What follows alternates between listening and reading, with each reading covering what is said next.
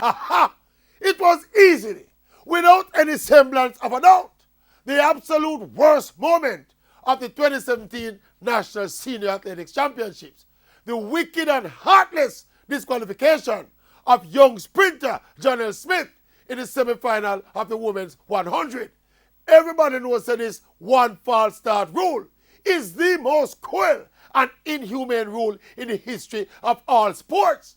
But in Jamaica, we add dunceness to the package. And look, it was not decisively clear that Jonelle Smith actually false started. But even if she did pick the start, good God, this is the national trials to pick Jamaica's best team to the World Championships, not to prove, say the starter is God Almighty. And the worst thing about this issue is that the starters, they have the discretionary powers to put the athlete back in the race. This was not a case where they were bounded or compelled by law to kick the girl out of the race. They could have simply won the field and put her back in the race, and not a single rule would have been broken.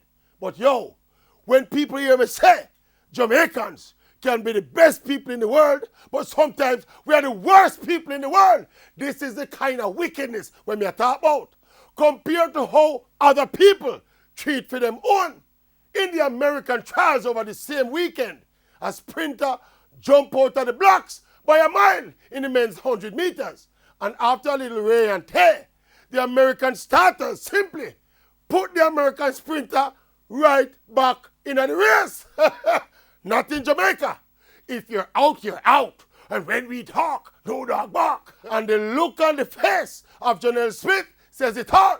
Another talented and ambitious young Jamaican being wickedly stopped in her tracks by her very own Jamaican people. And now the Maverick Vex!